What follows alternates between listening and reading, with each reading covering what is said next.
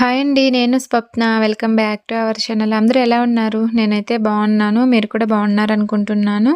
మీరు ఎలా ఉన్నారేంటనేది కామెంట్ బాక్స్‌లో కామెంట్ చేసేయండి. వీడియో అయితే లాస్ట్ వరకు చూడండి. మీకు నచ్చుతుంది. వీడియో నచ్చితే లైక్ చేయండి, షేర్ చేయండి, మన ఛానల్ని సబ్స్క్రైబ్ చేసుకోండి. ఇప్పుడు టైం వచ్చేసి 2:30 అవుతుందండి. మేమైతే సరుకులు తీసుకుందామని పక్కనే ఉన్న రత్నదీప్కి అయితే వచ్చేసాము. ఇంట్లో అయితే సరుకులన్నీ అయిపోయినాయి అనమాట. కొన్ని కొన్ని ఉన్నాయి. ఇంక అందుకని తీసుకుందామని వచ్చేసానండి. మొత్తం అయితే తీసుకోవట్లేదు ఇక్కడ నేను. మెయిన్ ప్రస్తుతానికి ఇప్పుడు అవసరమైన వాటికే తీసుకుంటున్నాను అనమాట. ఇక తర్వాత ఏమన్నా కావాలంటే మా వారు వచ్చిన తర్వాత తీసుకుందాంలే అని ఇప్పుడు కొంచెం మనకి ఎక్కువ కావాల్సినవి ఇప్పుడు ప్రెజెంట్ ఇది లేకపోతే గడవదు, ఇంట్లో ఇది ఉండాలి ఖచ్చితంగా అనుకున్న వస్తువులు అయితే తీసుకుందామని అయితే వచ్చేసానండి. ఇవిగో ఇక్కడైతే ఫ్రూట్స్ మాత్రం చాలా రేట్లు ఉన్నాయండి. ఇంకెంత రేటు పెట్టి ఇక్కడ తీసుకోవటం అవసరం అని అయితే అనిపించింది. ఇక ఫ్రూట్స్ ఏం తీసుకోలేదండి, వర్చువలే పోలేదనమాట. ఒక కొబ్బరికాయ అయితే తీసుకున్నాను. ఇంక ఇక్కడ ఏమన్నా పనికొస్తేమో చూద్దామని చూస్తున్నామండి. వీటిల్లో మనకి పనికొచ్చేది ఏది లేదనమాట. మనం తినేవి ఏం లేవులే సర్లే అని ఇక ఏం తీసుకోలేదు నేనైతే. ఇక తర్వాత సోప్స్ ఏమన్నా తీసుకుందామని ఇంకా సోప్స్ దగ్గరికైతే వచ్చేసామండి. ఇక్కడైతే చూస్తున్నామన్నమాట.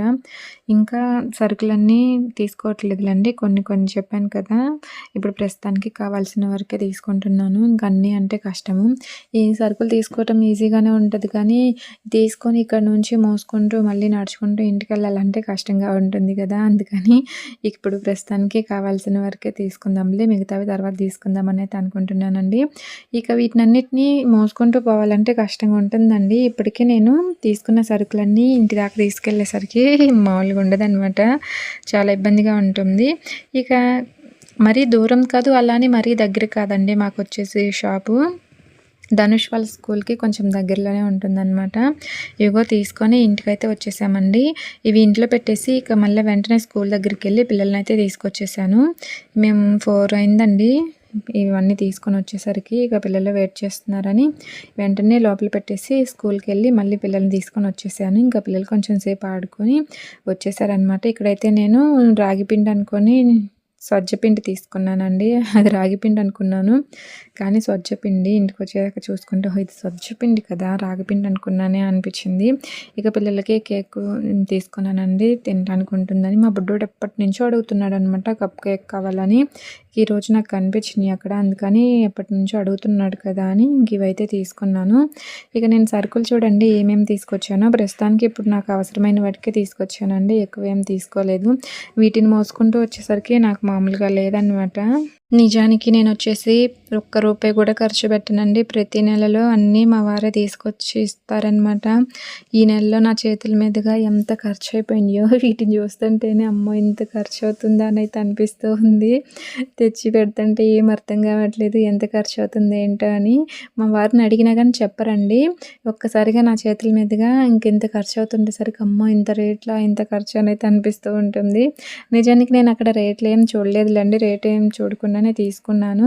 ఇక ఇంటికి వచ్చేసిన తర్వాత అన్నీ ఇలా సర్దుతున్నానండి. రేటు గురించి పెద్దగా ఆలోచించాను కానీ అనిపిస్తూ ఉంటుంది అనమాట, అమ్మో ఇంత ఖర్చు ఇంత అని అయితే అనిపిస్తూ ఉంటుంది. నిజానికి ఇప్పుడైతే నేను ఈ నెలలో చాలా ఖర్చు పెట్టానండి. అంటే నా ఓన్గా కాదులేండి, పిల్లలకి యూనిఫామ్, బుక్స్, టై, బెల్టు, షూ ఇంకా ఇట్లాంటివి చాలానే తీసుకుంటూ ఉన్నాను కదా. డైలీ మార్కెట్కి వెళ్తున్నాను. డైలీ కాదులేండి, మంగళవారం మార్కెట్కి వెళ్ళి కూరగాయలు తీసుకొస్తున్నాను, పాలు, ఇంకా ఇంట్లోకి సరుకులు అన్నీ తీసుకొస్తూ ఉన్నాను కదా. చాలా ఖర్చు అయిపోయిందనమాట. నా చేతుల మీదుగా ఈ నెలలో నేను ఖర్చు అయితే ఎక్కువే పెట్టేశాను. దాదాపు ఒక 10,000 పైన అయిపోయి ఉంటాయండి ఖర్చు. ఇక పిల్లలకి నేను ఫస్ట్ డైరీ అవి తీసుకున్నప్పుడు అక్కడ 1,500 అయినాయండి. కేవలం డైరీ సాక్స్లు తీసుకున్నాను, బెల్ట్, టై, వీటికి 1,500. తర్వాత బుక్స్కి మా బుడ్డోడికి 3,000, మా పాపకు వచ్చేసి 4,000 ఇట్లా అయినాయండి. అవి మళ్ళీ ఇంతవరకు ఇప్పుడు మళ్ళీ సరుకులు అయితే 2,000 అయినాయి అనమాట. 2,000 అంటే 2,000 లోపు ఇంకా కొంచెం డిస్కౌంట్ పోయింది, మొత్తం 2,000. చూడండి పై ఖర్చులు ఇంకా చాలానే ఉన్నాయండి. ఇంకా అవైతే చెప్పడానికి కూడా ఉండదనమాట. ఎందుకంటే నేను ప్రతిదీ రాసి పెట్టుకోనండి, ఇక్కడ ఎంత ఖర్చు అయినాయి, అక్కడ ఎంత ఖర్చు అయినాయి అని. మామూలుగా ఇలా ఇంత ఇక్కడ ఇంత అయిపోయినాయి అని అనుకుంటాను, కానీ మొత్తం గుర్తుండవన్నమాట. ఇంత ఖర్చు అయిపోయినాయా ఇంత అని. ఏదో మామూలుగా అలా అని చెప్తున్నాను. మెయిన్ ఎక్కువ ఖర్చులు అయిపోయినాయి వాటికే చెప్పాననమాట. ఇదిగో ఇక్కడ పంచదార వచ్చేసి ఒక డబ్బాలో పోసి సరుకులన్నీ సర్దేశానండి. ఎక్కడివి అక్కడ పెట్టేశాను. ఇక తర్వాత నేను గిన్నెలు అయితే తోమేస్తున్నానండి. గిన్నెలు తోమేస్తే పని అయిపోతుందని.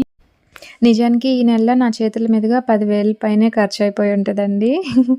నేను ప్రతి నెలలో ఇలానే ఖర్చు పెడుతూ ఉంటే పెద్దగా నాకేం అనిపించకపోవచ్చు. కాకపోతే ఇక ఈ నెలలో మా వారు లేకపోయేసరికి ప్రతిదీ నేనే తీసుకోవాల్సొచ్చింది గదా! ఇక అందువల్ల అయితే అమ్మో! ఇంత అయిపోయినాయి అనైతే అనిపిస్తూ ఉంటుంది. ప్రతి నెలలో ఇంత ఖర్చు ఉండదులెండి. పిల్లలకి ఈ నెలలో స్కూల్‌లో జాయిన్ చేశాం కదా! అందువల్ల అయితే ఖర్చు ఎక్కువగా ఉన్నట్టు అనిపిస్తుంది. ఇంకా నెక్స్ట్ టైం పిల్లలకి ఫీజులు కడతా ఉంటాం కదండీ! అవైతే నెలకొకసారి, 2 నెలలకొకసారి ఉంటూ ఉంటాయనమాట. లేకుంటే ఎగ్జామ్ పెడుతుంటారు కదా! ఎగ్జామ్ ముందైతే కట్టించుకుంటూ ఉంటారండి ఫీజొచ్చేసి. ఇక అవి వేరు కదా! మామూలుగా అయితే ఇంట్లో ఖర్చులకి నాకు తెలిసి ఒక 6,000, 7,000 అవుతాయండి నార్మల్ ఖర్చులు. కాకపోతే ఇంక ఈ నెలలో ఇవన్నీ ఉండేసరికి ఇంకింత ఖర్చయిపోయింది. అదిగాక అన్నీ నేనే తీయాల్సొచ్చింది కదా! అందువల్ల నాకు అనిపిస్తుందనమాట, అమ్మ! ఇంత ఖర్చయిపోయినాయా అని. నిజం చెప్పాలంటే 10,000 పైన అయిపోయి ఉంటాయండి ఈ నెలలో. ఇంకా ఈ నెల పూర్తిగా అయిపోలేదు కదా! మా బుడ్డోడికి ఇంకా గ్రూప్ డ్రెస్ తీసుకోవాలి. గ్రూప్ డ్రెస్ వచ్చేసి రెడ్ డ్రెస్ తీసుకోమన్నారు. ఇంక దానికి ఎంత అయితాయో చూడాలి.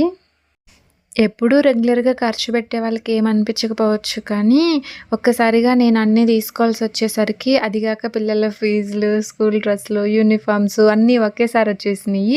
అన్నీ కూడా నా చేతుల మీదుగా ఖర్చు పెట్టాల్సొచ్చేసరికి అమ్మో! ఇంత అనైతే అనిపిస్తూ ఉందనమాట. నిజానికి పిల్లల ఫీజు గురించి నాకు అసలు సంబంధమే లేదండి. నేనైతే అసలు పట్టించుకోననమాట. మా వారే కట్టేస్తారు. అసలు కట్టినట్టు కూడా చెప్పరు. ఆ టీచర్స్ చెప్పిన దాకా తెలీదనమాట మా వారు కట్టినట్టు కూడా. ఎప్పుడు కడతారో కట్టేస్తారు. ఇక ఈసారి ఫీజులు ఇంకా ఏం కట్టలేదులెండి. డైరీకి అలాగే ఐడీ కార్డు ఇంకా వచ్చేసి టై బెల్టు ఎగ్జామ్ ఫీజు తీసుకున్నారండి. ఇంతవరకైతే కట్టేసాననమాట. లాస్ట్ ఇయర్ కూడా నేనే తీసుకున్నానులెండి టై బెల్టు ఎగ్జామ్ ఫీజు వరకు కట్టేసి. ఇంతవరకే నేను తీసుకునేదాన్ని. మిగతావన్నీ పిల్లలు వాళ్ళ డాడీతో వెళ్ళి తెచ్చుకునేవాళ్ళనమాట. పిల్లలు వాళ్ళ డాడీ ముగ్గురు వెళ్ళేవారు. నేను మాత్రం వెళ్ళేదాన్ని కాదు. కాకపోతే ఇంక ఈ సంవత్సరం అన్నీ నేనే దగ్గరుండి తీసుకోవాల్సొచ్చింది. నాకు అనిపిస్తూ ఉంటదనమాట, అమ్మో! నా చేతుల మీదకి ఈ నెలలో ఇంత ఖర్చు అయిపోయినాయా అని అయితే అనిపిస్తూ ఉంటది. కాకపోతే వేస్ట్ ఖర్చులైతే ఏం పెట్టలేదు కదా! అన్నీ పనికొచ్చే ఖర్చులే కదా! అన్నీ మనకి అవసరమయ్యే ఖర్చులే కదా అని అయితే అనుకున్నాననమాట. నిజమే కదండీ! వేస్ట్ ఖర్చులైతే ఏం పెట్టలేదండి. అన్నీ మీకు చూపిస్తానే ఉన్నాను కదా వీడియోస్‌లో అన్నీ ఏం తెచ్చాను ఏంటనేది ప్రతిదీ మీకు తెలుస్తూనే ఉంటది. వేస్ట్ ఖర్చయితే ఏం లేదండి ఇందులో. అంతా పిల్లలకి మళ్ళీ బుక్స్‌కి వాటికి అలాగే ఇంకా ఈరోజు తీసుకొచ్చిన సరుకులు. ఈరోజైతే ఒక 2,000కే ఇలాంటివి తీసుకొచ్చింది. ఇంకా కొన్ని కావాలి. కాకపోతే నేను తక్కువే తీసుకొచ్చానండి. అంత దూరం నుంచి మోసుకుంటూ రావాలంటే ఇబ్బందిగా అనిపిచ్చి దూరం అంటే మరీ దూరం ఏం కాదులెండి. నడుచుకుంటూ ఎళ్లి తీసుకొని రావచ్చు. కాకపోతే కొంచెం లగేజ్ ఎక్కువ ఉంటే మోయటానికి ఇబ్బంది కదా! అందువల్లయితే తక్కువే తీసుకొచ్చాననమాట. ఆయిల్ డబ్బా తీసుకున్నానండి 5 లీటర్స్. అదే ఎక్కువ వెయిట్ ఉంటుంది కదా! ఇక చిన్న చిన్న సరుకులు కొన్ని తీసుకొచ్చేసాను. ఇంకా అక్కడ నుంచి మా ఫ్రెండ్ తీసుకొచ్చిందండి ఆయిల్ డబ్బా కొంత దూరం. తర్వాత నేను తీసుకున్నాననమాట. పిల్లల స్కూల్ దగ్గర వరకు తీసుకొనొచ్చేసింది. ఇంకా అక్కడ నుంచి నేను తీసుకొని ఇంటికొచ్చేసాను. ఇక తనైతే పిల్లల్ని తీసుకొని ఒకటేసారి వెళ్తామని స్కూల్ లోపలికైతే వెళ్ళింది. నేనైతే ఇంక ఇండ్ల దగ్గరే కదా అని ఇంట్లో పెట్టేసి తర్వాత మళ్ళీ స్కూల్ దగ్గరికైతే వెళ్ళానండి. చెప్పాను కదా! ఇదిగో ఇంకిక్కడైతే నేను గిన్నెలన్నీ తోమేసానండి. తోమి స్టాండ్‌లో ఏసాను. ఇంకా ఒకటేసారి ఇక్కడ పప్పయితే నానబెట్టాను కదా మధ్యాహ్నం. అవైతే ఒకసారి శుభ్రం చేసి 2 సార్లు ఒక గిన్నెలోకైతే తీసుకుంటున్నానండి. దోసలకి నానబెట్టాననమాట ఈరోజు. ఇంక శుభ్రంగా కడిగేసి ఒక గిన్నెలోకైతే తీస్తున్నాను. ఇదిగో ఇంక ఇవన్నీ కడిగేసిన తర్వాత ముందుగా నేను తోమిపెట్టుకున్నాను కదా గిన్నెల్ని. అవన్నీ అయితే సర్దాలండి. ఇంక స్టాండ్ అయితే పక్కనే పెట్టేసి ఇవి ఒకసారి పప్పు కడిగాక పెడదాంలే అని అయితే అనుకున్నాను.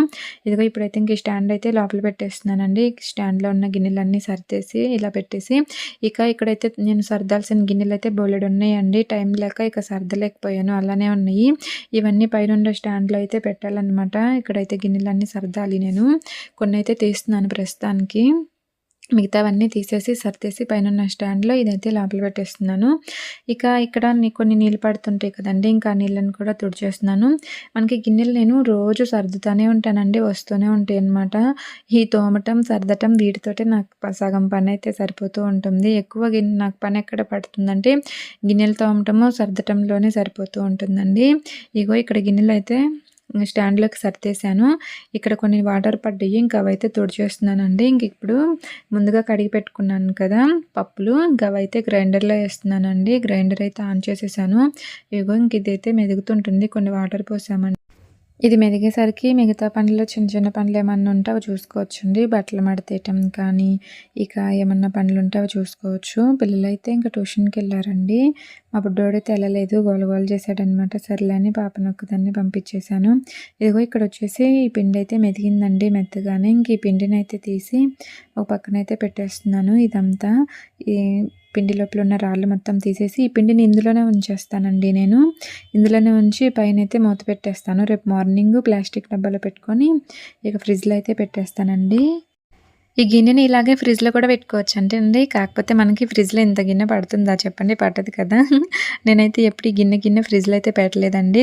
ఇది మొత్తం ఒక రోజు నైట్ అంతా అలానే ఉంచేసి ఒక నైటు నెక్స్ట్ డే మార్నింగ్ అంతా ఒక ప్లాస్టిక్ డబ్బాలోకి తీసుకొని సరిపడా దోశలకి పక్కన పెట్టేసి ఇంకా మిగతాదైతే ఫ్రిడ్జ్లో పెట్టేస్తాను. ఇదిగో ఇలా మొత్తం తీసిన తర్వాత ఒకసారి కలిపేసి దీనిపైన మూత పెట్టేసి ఇదైతే పక్కన పెట్టేస్తానండి. ఇక పిల్లలకి కొంచెం ఆమ్లెట్ వేద్దామని ఇక్కడ ఉల్లిపాయలు అవన్నీ కట్ చేశానండి. పిల్లలకి ఇంకా పచ్చిమిరపకాయలు, కొత్తిమీర అవన్నీ వేస్తే నచ్చట్లేదు, అందుకని ఉల్లిపాయలు అలాగే ఎగ్ వేస్తున్నానండి. ఇందులో ఇంకా కొంచెం ఉప్పు, పసుపు, కారం లైట్గా వేసి ఆమ్లెట్ అయితే వేస్తానండి. ఇంకా నేను ఈలోపు ఆమ్లెట్ వేద్దాం అనుకునేసరికి కరెంట్ పోయిందండి, అందుకని ఇంకా మిగతా వ్లాగ్ అయితే షూట్ చేయలేకపోయాను. అందువల్ల ఈ వ్లాగ్ అయితే ఇంతవరకు ఆపేస్తున్నానండి. ఈ వీడియో మీకు ఎలా అనిపించిందో చెప్పండి. నచ్చితే లైక్ చేయండి, షేర్ చేయండి, మన ఛానల్ని సబ్స్క్రైబ్ చేసుకోండి. Thank you for watching. మరొక మంచి వీడియోతో కలుద్దాము. Bye bye.